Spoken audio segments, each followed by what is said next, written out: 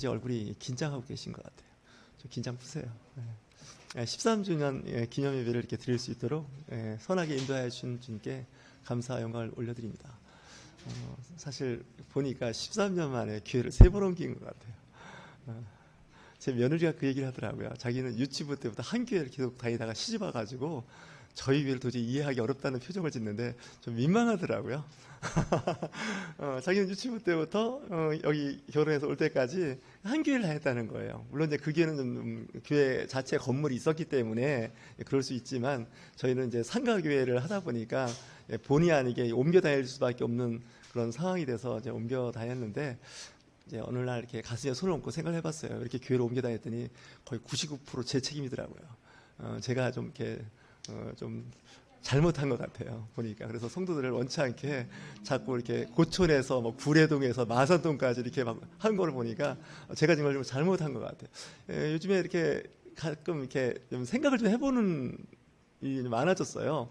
그래서 제 자신을 이제 돌아보는데 저는 정말 좋은 목회자인가라는 생각까지는 해봤고 참 목회자인가까지 생각하기는 어렵더라고요. 예수님의 그 어떤 그 롤 모델로 이렇게 살아야 되는데 이게 함량 미달인데 이게 함량 미달도 한참 함량 미달인 거예요. 혹시 그 학교 다니실 때 낙제랑을 해보신 적 있으십니까? 이제 성경에 보면 이 낙제 점수를 맞는 사람들이 가끔 있습니다. 제가 오늘 말씀을 이렇게 묵상하면서 마가복음 10장 21절 말씀을 이렇게 묵상을 할 때 좀 제가 좀 걸리는 게 있더라고요. 예수님을 찾아온 한 그 남자가 있었습니다. 이 남자는 복음서를 이렇게 쭉 섭렵을 해보면 유대인의 관원이었기 때문에 고위직 공무원이었습니다. 집안도 좋았고 뭐 여러모로 자격 조건을 다 갖춘 사람입니다. 그리고 유대인이다 보니 어릴 때부터 유대인으로서 자라왔겠죠. 태어나서 8일째 되는 날 이제 할례를 했을 거고 또 어릴 때부터 유대인의 교육을 잘 받아왔습니다. 유혹한 가정에서 자랐기 때문에 공부하는데 이렇게 크지 문제가 없었죠. 요즘 말하면 이제 금수저인 거죠. 이 금수저인데 예수님을 찾아옵니다. 예수님을 찾아와서 내가 어릴 때부터 말씀을 잘 지키고 말씀대로 살아왔습니다라고 이제 예수님께 말씀을 드리니까 예수님께서 그를 보시고 사랑하사 이르시되 이렇게 이제 말씀을 하시는데 이때 이런 말씀하시면 안 될 것 같은데 예수님이 이 말씀을 하시는 거예요. 정말 이쁜 거죠. 어릴 때부터 말씀을 잘 지키고 살아왔는데 그 청년, 요즘 말하면 잘 나가는 고위직 공무원이고 이제 그런 청년에게 이렇게 이야기를 합니다. 내게 아직도 한 가지 부족한 것이 있으니 이렇게 되어 있습니다. 이 한 가지가 문제입니다. 가서 내게 있는 것을 다 팔아 가난한 자들에게 주라. 여기서 이제 턱 걸린 거예요. 이 사람이 신앙생활을 잘할 수 있었던 것은 잘할 수 있는 환경이 있었기 때문에 가능한 거예요. 예, 집안이 다 크리스찬 집안이에요. 아마 유대인들은 예수님 당시쯤 되면 아마 100대, 200대 크리스찬 집안일 수 있어요. 하나님의 집안이에요. 우리는 겨우 해봐야 5대 뭐 예수 믿는 집안 이 정도인데 지금 예수님이 아브라함부터 계산하면 2000년 아니겠습니까?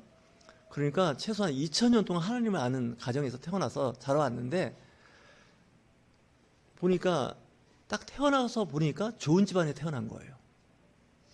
이게 참 은혜입니다. 사람은 잘 태어나야 되는데 첫 번째 잘 태어날 때 중요한 건 나라를 잘 선택해서 태어나야 됩니다. 예. 아프리카나 인도에 태어나시면 진짜 쉽지 않습니다. 근데 내가 선택하는 게 아닌데 어쨌든 이제 그 내가 태어난 나라가 어떤 나라가 중요합니다. 국격이라 그러죠. 과거에는 그런 이제 얘기를 했습니다. 어떤 제품을 보면 이게 이제 메이드 인 저머니냐, 메이드 인 재팬이냐, 메이드 인 USA냐 이거 봤습니다. 왜냐하면 그 나라의 그 이름만 이렇게 보고도 그 물건을 신뢰하지 않습니다. 그리고 그 다음이 중요한 게 가정입니다. 어떤 가정에서 태어났느냐가 중요합니다. 이 가정을 내가 또 선택하는 것도 아닌데 태어나서 보니까 좀 이상한 가정에 태어날 수도 있고 정말 유혹하는 가정에 태어날 수도 있다는 거죠. 근데 내가 선택할 수가 없습니다. 또 태어났는데 보니까 우리 집은 대대로 예수 믿는 집안인 거예요. 그러다 보니까 뭐 당연히 어릴 때부터 갓난아기 때부터 교회에서 예배도 뭐 찬양도 기독교 문화라고 하는 그 사회에 전혀 낯설지가 않은 거죠. 복 받은 집안입니다. 여기 계신 분들 중에 그런 분들이 계신 겁니다. 내가 예수를 믿고 신앙생활을 잘하려고 했는데 집안이 불신자 집안이면 쉽지가 않습니다. 또 태어나자마자 보니까 우리 집안이 독실하는 거 아니지만 불교 집안일 수도 있지 않습니까? 태어났는데 보니까 이 진짜 불교 집안일 수도 있고 뭐 외국 같으면 힌두, 무슬림 이런 사람이 있습니다. 그래서 우리는 그 하나님의 은혜다, 감사하다 하는 것이 지금 이렇게 여러분들 앉아 계시고 있는 것 자체가 은혜입니다. 이게 사실 우리는 당연한 것으로 누리고 살지만 당연한 것이 아닐 수가 있습니다. 이 젊은 청년은 부자였기 때문에 뭐 이렇게 어려움이 없이 잘 이렇게 어릴 때부터 과외도 받고 또 집안이 좋다 보니 머리도 좋고 그래서 공부도 잘해서 관직에 나갈 수 있고 또 집안이 배경이 또 고위직이 있으면 또 고위직의 덕을 보지 않겠습니까? 제가 80년대 그 학생 때 그 취직을 하고 좀 사회 진출을 하려고 하면 백이 있어야 된다 그랬습니다. 혹시 그런 말 들어보셨습니까? 백이 있냐고. 그 백이 뭔가 했더니 영어를 찾더니 등이라고 그러더라고요. 등도 백이라고 하는데 이 백그라운드의 약자인 거예요. 배경이 있냐는 거예요. 그러니까 소위 말해서 당신을 취업시킬 수 있고 어느 쪽으로 이렇게 자리를 만들어줄 수 있는 연줄이 있느냐는 거예요. 그게 백이 있느냐는 얘기예요. 그러니까 내가 실력을 갖추고 자격을 갖춰도 그 연줄이 없으면 소위 말하는 자기를 도와줄 수 있는 후견인이 없으면 안 된다는 얘기죠. 근데 이 젊은 청년은 그게 다 되는 겁니다. 그래서 고위직에 있어서 살다 보니까 또 풍요롭게 살았습니다. 근데 이 청년은 내심 영생에 대한 관심이 있었던 겁니다. 영혼 구원에 대한 관심이 있어서 내가 이 세상에서 모든 걸 다 갖췄는데 내가 하나님의 나라에서도 인정받고 상급이 있고 복받은 사람으로서 살고 싶은데 이렇게 하는 겁니다. 그러니까 나름대로 말씀을 잘 지킨 겁니다. 그러니까 뭐 도둑질을 하거나 뭐 간음을 하거나 뭐 부모님한테 불효를 하거나 뭐 이웃을 뭐 해하려고 어떤 거짓 증거하거나 그런 적이 없는 겁니다. 요즘 말하면 거의 범생입니다. 모범생입니다. 잘 자랐습니다. 주일학교부터 청년까지 잘 자라서 뭐 명문대학 졸업했고 또 좋은 직장 취업해서 고액 연봉 받으면서 또 그리고 교회도 안 빠지고 잘 출석하고 교회에서도 봉사 잘하고 이 정도면 뭐 요즘 교회에서 정말 괜찮은 사람입니다. 괜찮은 청년이죠. 근데 예수님께서 이 말을 하는 겁니다. 보니까 부자예요. 여러분들 부자는 그냥 보기만 해도 부자인지 압니다. 잘 모르시나요? 요즘 미국의 큰 부자는 그냥 잠바 입고 그냥 평범하게 살아서 부자인지 모른다고 이렇게 하는 경우도 있는데 대부분의 부자는 이렇게 보면 나름대로 이렇게 표가 납니다. 예수님 보니까 부자인 거예요. 그래서 네가 갖고 있는 그거 다 가난한 사람한테 나눠주고 나를 따라오면 안 되겠니? 이렇게 얘기가 된 거죠. 이 말씀을 묵상하면서 이런 생각을 해봤어요. 예수님의 12제자를 이렇게 보면 부자들이 아닌 것 같습니다. 베드로, 안드레, 야고보, 요한. 야고보, 요한이 그나마 부자입니다. 근데 그 외를 보면 마태는 세리였으니까 직업이 있는데 그 외의 사람들은 무슨 특별한 직업 얘기도 없는 거 보니까 뭐 직업도 변변치 않았던 것 같아요. 그러니까 베드로와 안드레와 야고보, 요한은 어부입니다. 그리고 레위라고 하는 마태는 세리였습니다. 5명에 대한 직업은 나와 있는데 나머지 사람에 대해서는 얘기가 없습니다.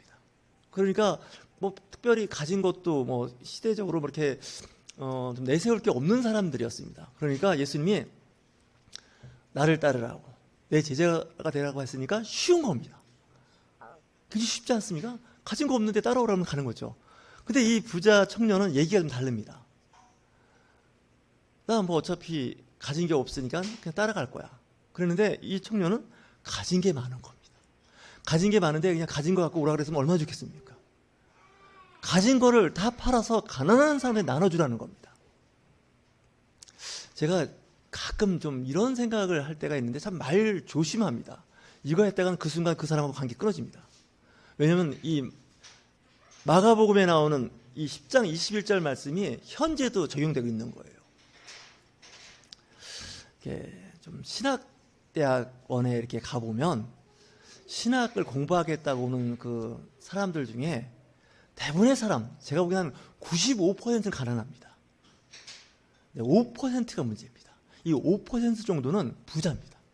부자이면서 신학 공부하고, 신학을 공부하면 뭔가 진리를 좀 배우지 않을까, 진리를 터득하게 되지 않을까, 뭐 이런 생각을 갖고 오시는 분들이 있습니다.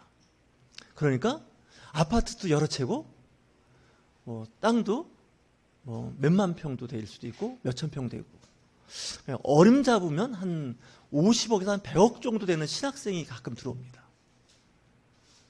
그러니까 이제 신학을 공부했으니까 이제 나중에 목회를 하겠다고 그래서 교회를 이제 보통 개척을 하게 되겠죠. 근데 개척을 하면 문제는 이 개척이 안 풀립니다. 안 풀립니다. 왜 안 풀리냐면, 저도 좀 찔리는 게 있습니다. 하나님의 교회는 월세 교회를 하는데 자기는 집이 여러 채 있는 거예요. 아파트가. 죄송합니다. 이 말 들으면 바로 시험 들 텐데, 유튜브에 올려놓으면 이게 누가 볼 거예요. 동기가. 그러면 시험 들 거예요. 아마. 윤 목사 드디어 마음에 있는 말을 하나보다 이렇게. 이게 굉장히 무섭습니다. 사실 다윗이 자기가 성전을 지으려고 했습니다. 근데 하나님이 짓지 말라는 겁니다. 뭐 성경 말씀에는 내가 피를 너무 많이 흘려서 하나님의 저는 피 흘린 손에 피가 가득 찬 이 깡패 같은 사람, 이 조폭 같은 사람이 교회 세우면 안 된다는 얘기예요. 쉽게 얘기하면요. 그렇지 않습니까? 하나님의 교회는 거룩하고 평화의 상징이고 위로와 긍휼이 있는 곳인데, 늘 칼을 차고 다니다가 그냥 적만 만나면 그냥 상대방의 목을 베는 이런 사람을 성전을 지으면요, 이 문제가 발생합니다. 이 교회 건축할 때 조심하셔야 됩니다. 이 교회 건축한다니까 큰 돈을 내는 분들이 계십니다. 헌금을. 이거 그냥 헌금이라고 덥석덥석 받다가 큰일 납니다. 교회가. 여기 계신 분들은 안 하실 것 같으니까 지금 하는 얘기예요. 이거 잘못 받으면 이 교회 망가집니다. 예를 들어서 이제 그 나쁜 사람들이 교회 큰 돈을 헌금할 때가 있습니다. 깽단에 있는 보스들이 이 교회에다 헌금도 합니다. 기부도 하고. 근데 사실 지금 쉬운 일은 아닌데, 하나님은 이렇게 그 사람들의 마음을 보시는 거죠. 내가 가진 거 다 내놓고 목회해, 신학해. 여러분 좀 찔리지 않습니까? 근데 우리는 내 거 다 갖고 다 이제 숨기고 챙겨놓고 이제 하나님 일을 한다는 거예요. 근데 예수님은 그걸 날카롭게 탁 찌르는 거예요. 근데 이 청년이, 예, 알겠습니다. 정말 이 한 가지 때문에 내가 하나님 나라의 복을 못 받았습니다. 그러니까 이 땅에서는 복을 받아요. 물질적인 복은 문제 없어요. 근데 천국에 대한 영적, 하나님의 영원한 나라에 대해서는 상급이 없는 거예요. 여러분, 천국을 오해하시면 안 됩니다. 이 천국은 누구나 다 똑같지 않습니다. 상급이 다릅니다. 그래서 거기 가시면 열등감 느끼실 수 있다는 생각도 해봤습니다. 이 천국에 가는 건 좋은데, 보니까 어떤 사람은 천국에서 상당한 위치에 있는 겁니다. 근데 그게 영원하다는 게 문제입니다. 몇백 년 하다 말할 것 같으면 좀 될 것 같은데, 이 지구상 같으면 어느 날 부자가 가난한 사람 되고 가난한 사람이 부자 되는 뭐 역전이 있는데, 제가 성경을 잘못 이해하고 있는지 모르지만 천국은 그거 없습니다. 한 번 결정되면 그걸 끝입니다. 제가 늘 하는 얘기 있죠? 천국 가면 전도 못 하십니다. 뭐 천국 가서 전도하시다고요? 그건 지옥 가서 하셔야 됩니다. 근데 거기는 왔다 갔다 할 수 있는 데가 아닙니다. 제가 보니까. 천국 가서 헌금하시겠다고요? 제가 헌금 얘기 잘 하는데 그거 안 받습니다. 천국은. 어차피 의미가 없습니다. 거기서. 이 세상에 사는 게 끝입니다. 그래서 이 청년이 슬픈 기색을 하고 떠나갔다는 거예요. 이 말씀에서 나온 말씀이 뭔지 아십니까? 그 다음에 부자는 천국 가기 얼마나 어려운지 낙타가 바늘구멍 통과하는 것만큼이나 어렵다는 거예요. 더 어렵다는 거예요. 바늘이 낙타구멍을 통과하는 게 더 빠르지 어떻게 낙타가 바늘구멍을 통과하겠습니까? 부자에 대한 저주입니다. 사실은 제가 보기에는. 여러분들 부자 되려고 부자 되게 해달라고 기도하실 때는 좀 조심하셔야 됩니다. 잘못하면 낙타구멍을 통과하시는 일이 생길 수가 있습니다. 그래서 이 가난하게 살면서 예수를 믿는다는 게 약간 좀 안 좋지만 그게 다행일 수 있습니다. 왜냐하면 부자들은 신앙생활하기가 좋습니다. 일단 부자들은 교회를 다니면 헌금 액수가 다르지 않겠습니까? 그래서 교회에서 고위직에 빨리 이렇게 직분을 받을 수가 있습니다.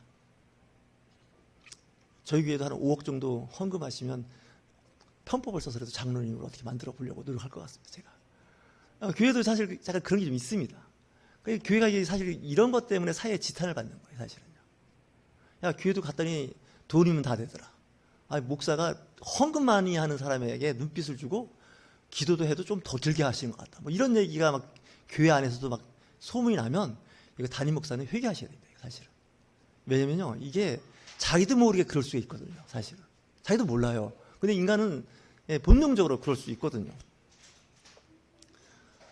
그러다 보니까 교회에 갔더니 나같이 아무것도 없는 가난한 사람은 목사님이 뭐 좀 홀대하는 것 같다, 이런 느낌을 받지 않겠습니까? 교회가 제가 보면 좀 그런 것 같습니다. 심지어는 어떤 모임에 가서도 좀 회비도 많이 내고 기부도 많이 하면 이제 높은 사람 만나게도 해주고 뭐 기념 촬영도 하게 해주고, 없으면 오거나 말거나 뭐 신경 안 씁니다. 저 사람이 여기 왜 왔지, 이런 얘기까지 할 정도입니다. 이게 교회고 또 신앙 그 공동체 안에서 빈번하게 일어나는 일입니다. 그래서 성경은 이제 그런 부분에 대해서 이렇게 날카롭게 지적받으면 기분이 나쁘죠. 그래서 이 부자들이 좀 힘듭니다. 제가 봐도. 오늘 요한 1서 4장에 나오는 말씀을 보면 유난히 형제 사랑에 대해서 이야기를 하는데, 요한은 이렇게 편지를 씁니다.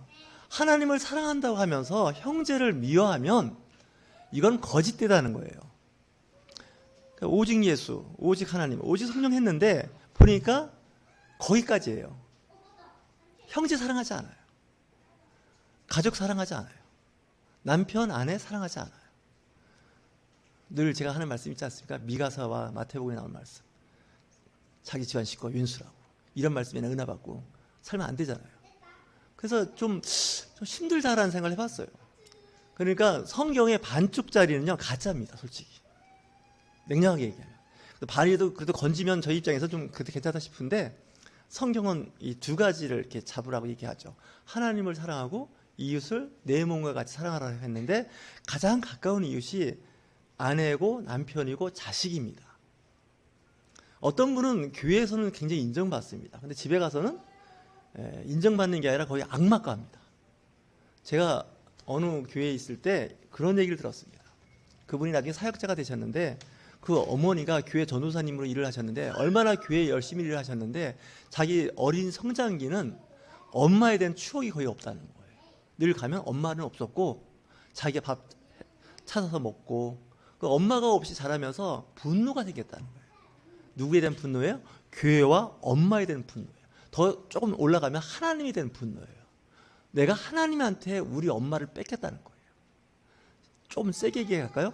내 아내를 하나님한테 뺏겼다고 생각하는 남편은 교회 안 다닙니다. 조심하세요. 하나님한테는 잘 보였는데 남편한테 못 보였다는 거예요. 문제는. 심지어는 하나님한테 잘 보였는데 아들과 딸은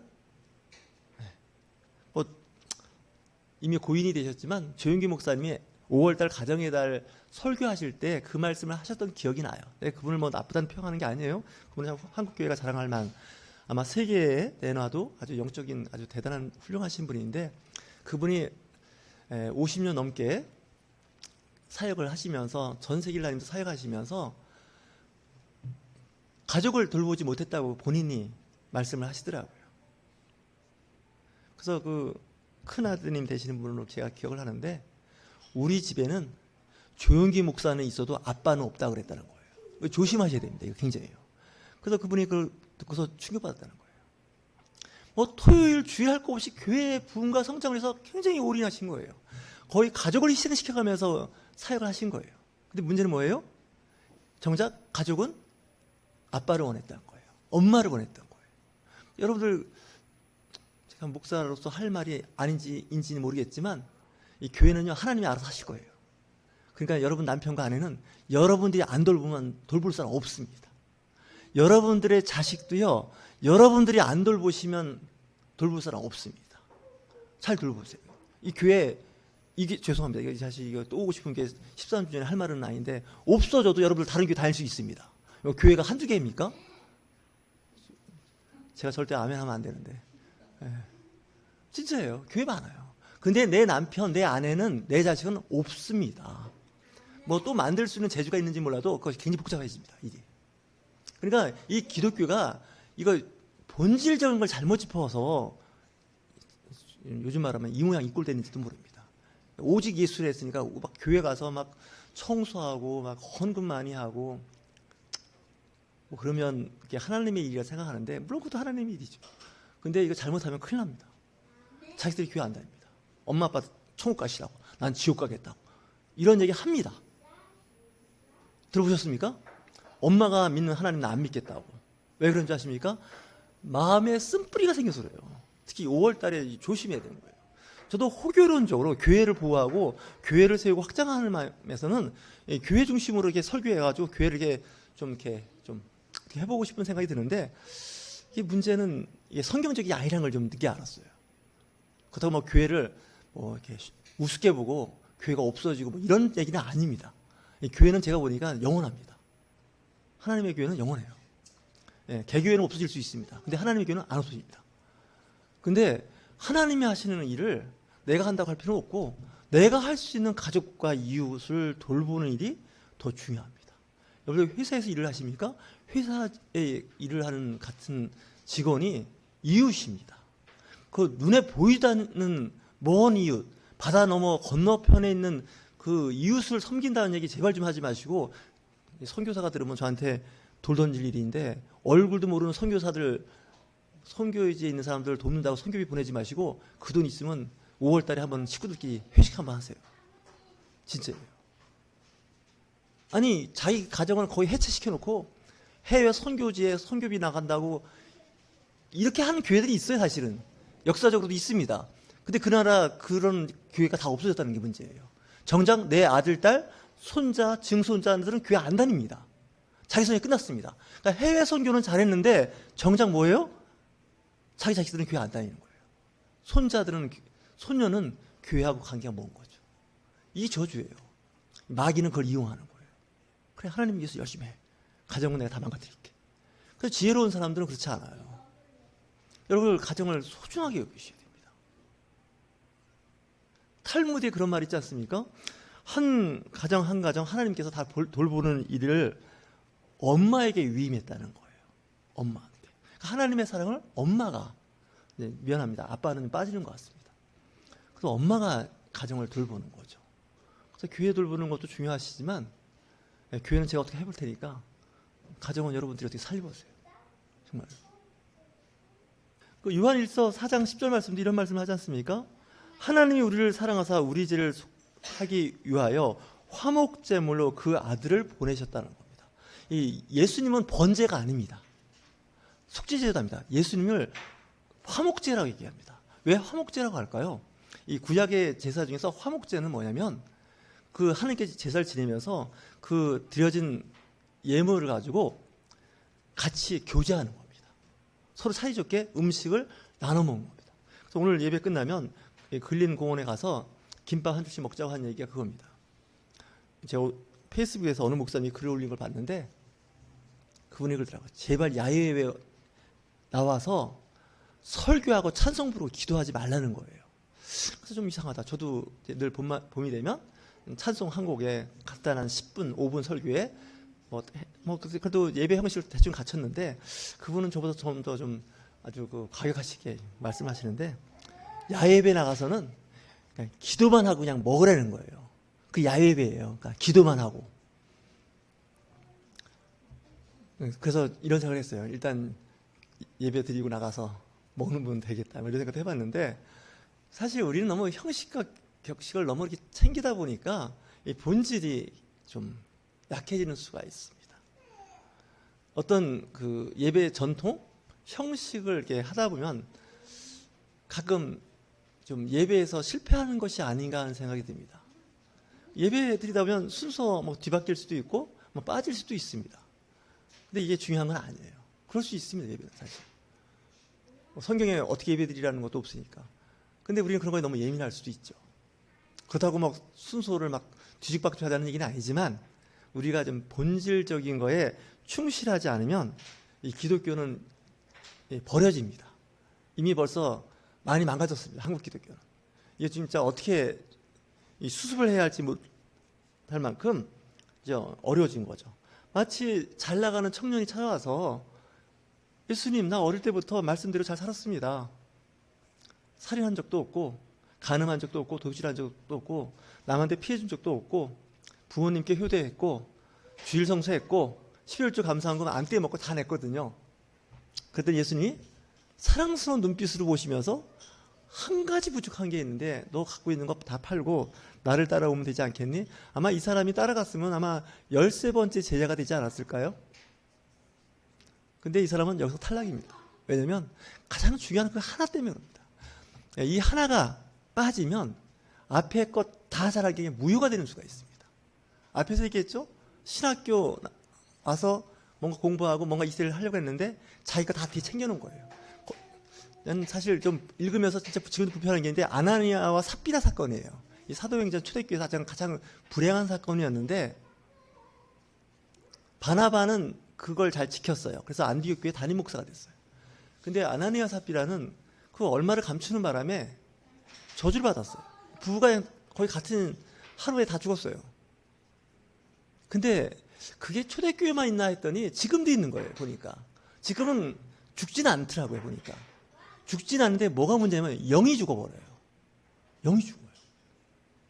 성령의 그 뜨거운 게 없더라고요. 그 사람들 이렇게 보면 이런 말 하면 요구동 먹을까 봐 이제 말은 잘 안 하는데 이렇게 보면 그래요. 이렇게 내가 가진 걸 이렇게 내놓고 해야 되는데 내가 가진 걸 안 내놓고 또 어떤 사람은 아무것도 없으니까 또 하겠다 그러는데 하여튼 뭐 좀 단순한 얘기는 아닌데 이 신앙생활이가 쉽지가 않습니다.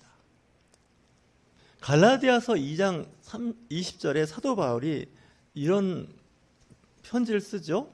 내가 그리스도와 함께 십자가에 못 박혔나니 그런즉 이제는 내가 사는 것이 아니요 오직 내 안에 그리스도께서 사시는 것이라. 내가 십자가에 못 박혀 죽었다는 거예요. 죽은 사람은요, 이 뭐 재산이나 권리 뭐 이런 걸 주장할 수가 없습니다. 이 법적으로요 사망 선고해버리면요 그걸 끝입니다. 그 사람이 무슨 소송 문제라든가 각종 관련된 것도 다 그걸로 끝입니다. 뭐 죽은 사람 놓고 무슨 말을 하겠습니까? 그래서 이 크리스찬이 된다는 건요, 내가 십자가에 못 박혀 죽었다는 걸 선언한 겁니다. 근데 요즘에 크리스찬들은 안 죽었습니다.